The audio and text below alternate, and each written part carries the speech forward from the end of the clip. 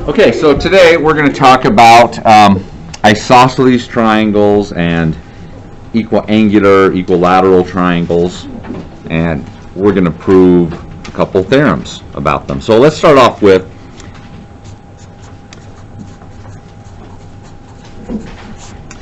isosceles. He was a Greek guy, by the way, Greek philosopher, mathematician, geometer. And that's the way you spell isosceles. I've seen it spelled some wonderful and creative ways before, but let's try to stick to the correct way. So what is an isosceles triangle? What do you guys think of when you think of an isosceles triangle? What do you think of? Triangle, at least with congruent sides. Holy crap, no one's ever said that before.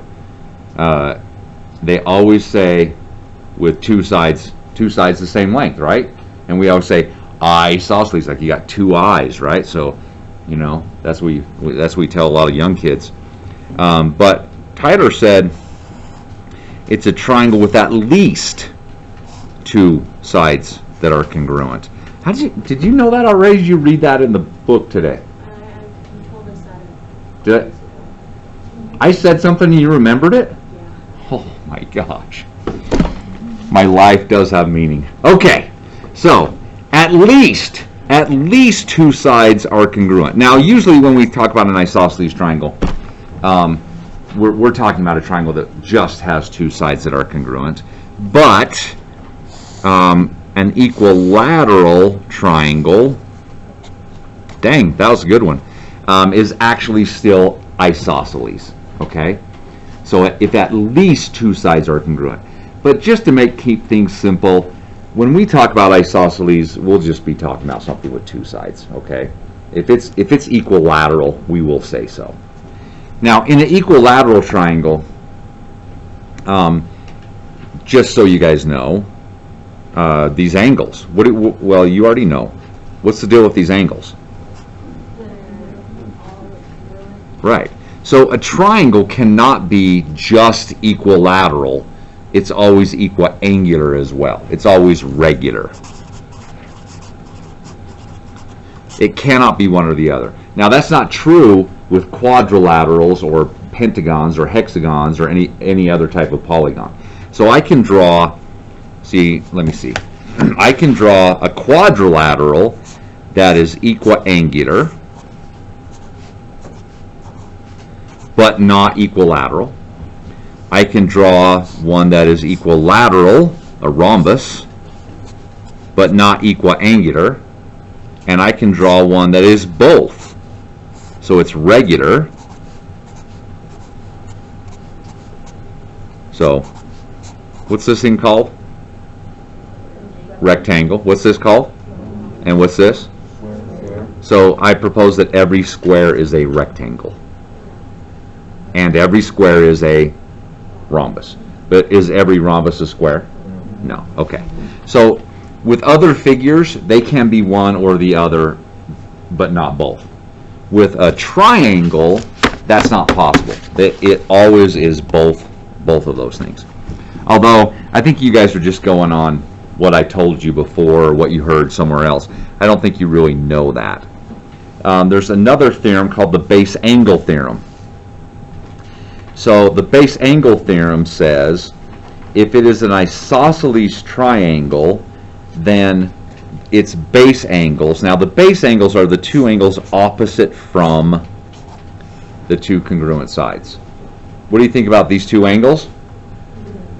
Right, the base angles theorem says in an isosceles triangle the base angles are congruent. But that's a theorem. And if it's a theorem, then it can be proven. Right? Okay, so we're going to look at that theorem right now. So, we'll just begin here, and I'll just draw an isosceles triangle. I don't know why I'm drawing it on its side. Doesn't really matter.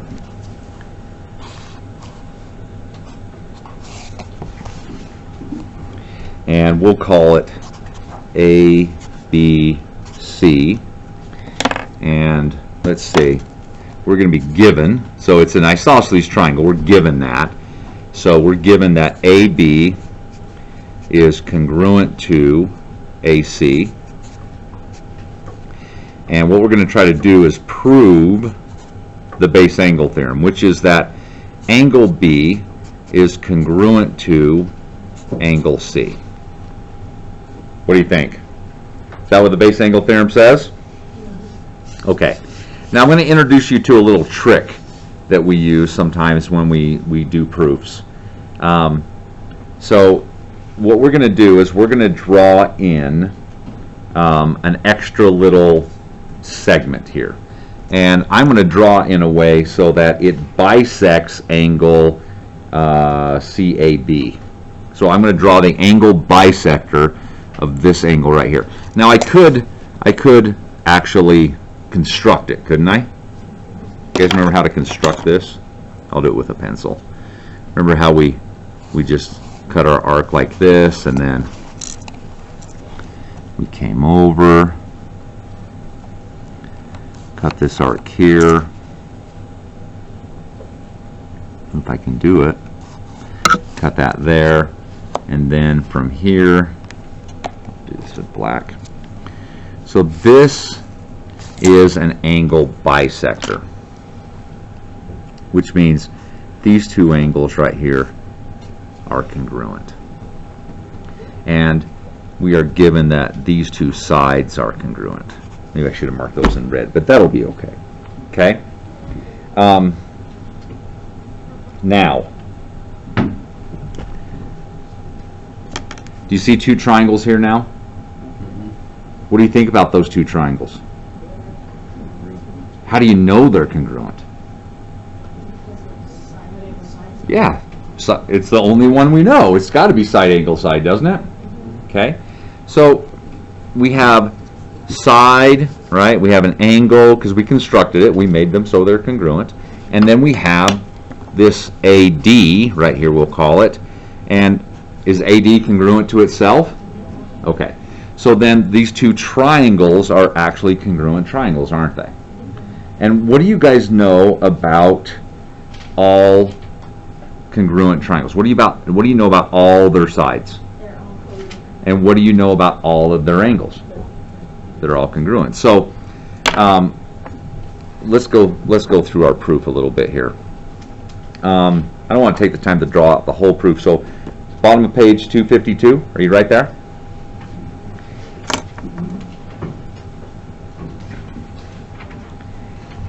All right, so they say our two angles here are congruent. That's the definition of an angle bisector. That's what it does.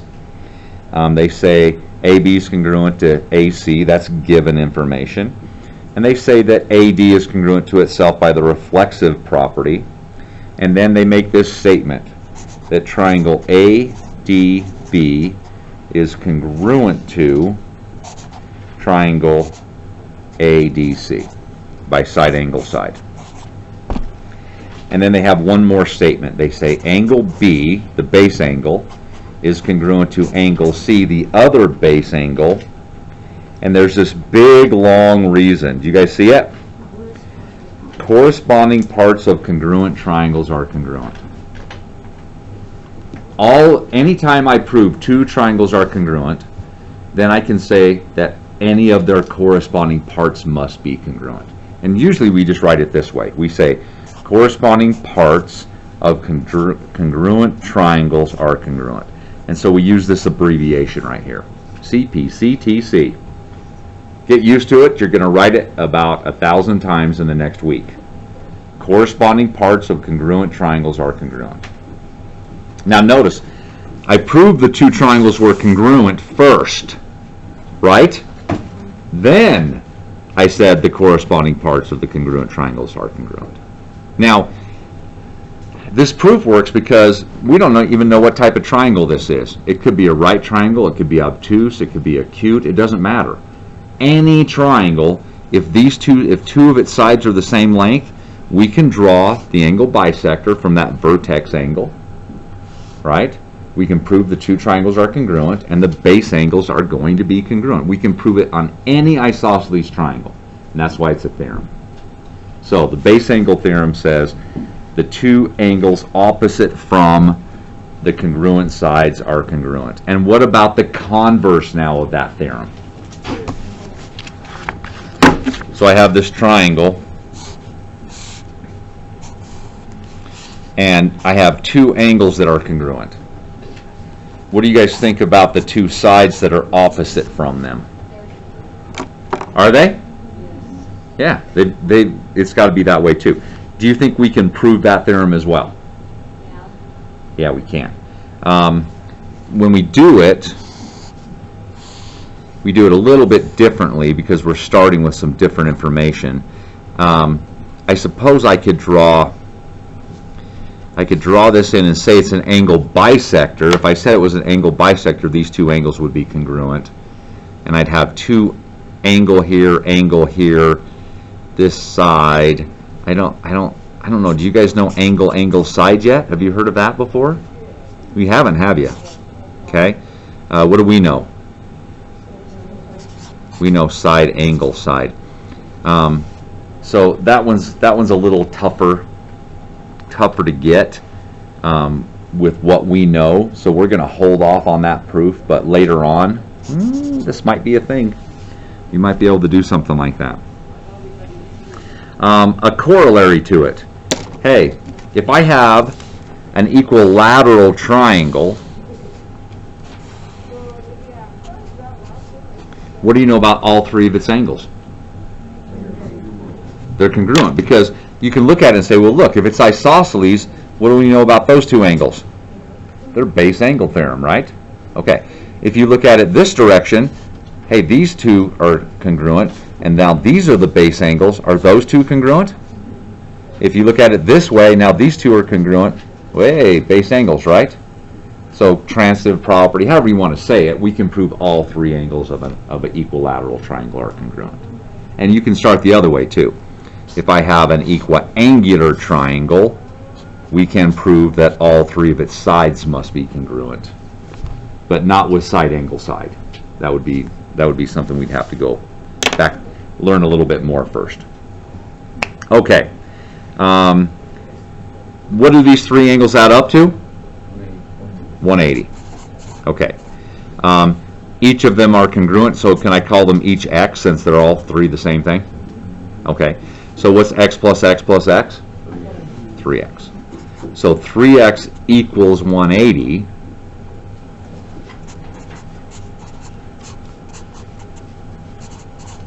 So what do we know about the measure of each of the angles of an equilateral triangle? They're 60. Okay. In an isosceles triangle,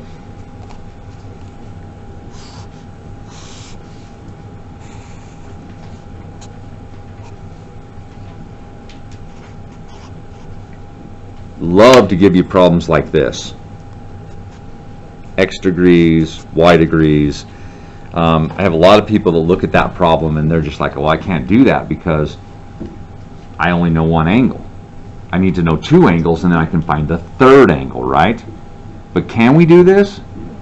Yeah, because what's Y? Yeah, it's 50 degrees. It's the base angle of an isosceles triangle, right? And if we got 50 and 50, that's 100. What does that make this one? Does that look like 80 degrees? No. But it still have to be. And sometimes in the pictures, especially in books like this, they'll use the same picture for multiple problems, and it doesn't always look quite right. Okay, but you want to look at it, but sometimes it's just that way. Well, let's see. How about this?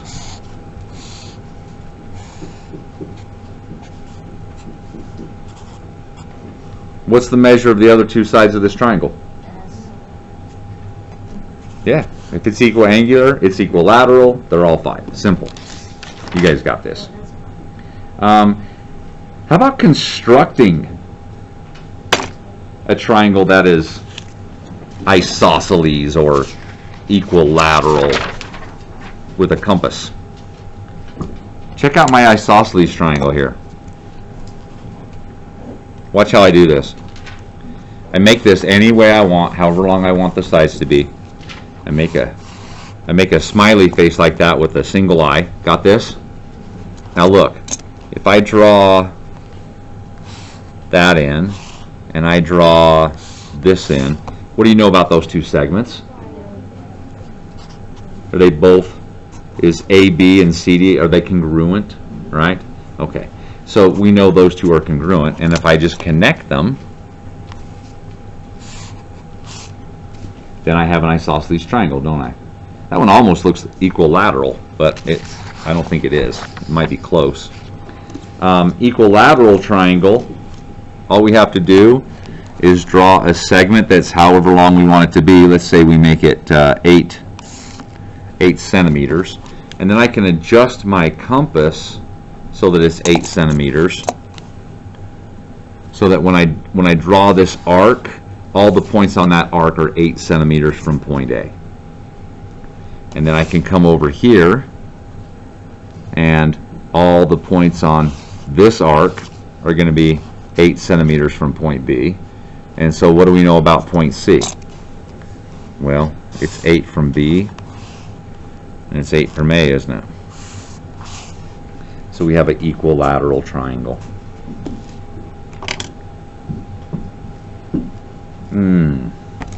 Okay, let's look at example 3. It's over on page 254. I'll just let you guys look at it for a minute and see what you think. And then I'll ask you some questions after I get it drawn.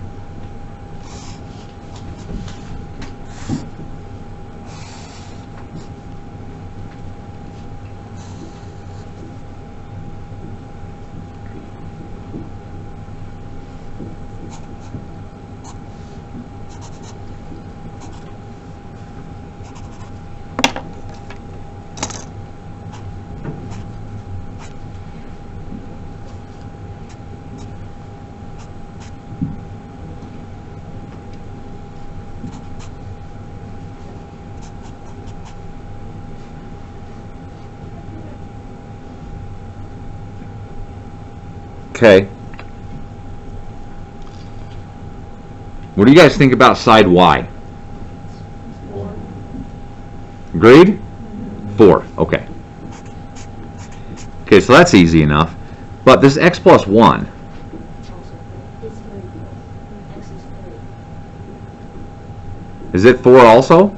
Does it equal 4? It equals 4. That sum equals 4, but x equals 3. Okay, x equals 3, but the length x plus 1 does equal 4? Yeah. Because NL is 4? Yeah. And this is an isosceles triangle down here? And so these two sides opposite from the base angles are congruent too? So x is a 3? Alright. I think you probably could have figured that out before we talked today, huh? Okay, here we go.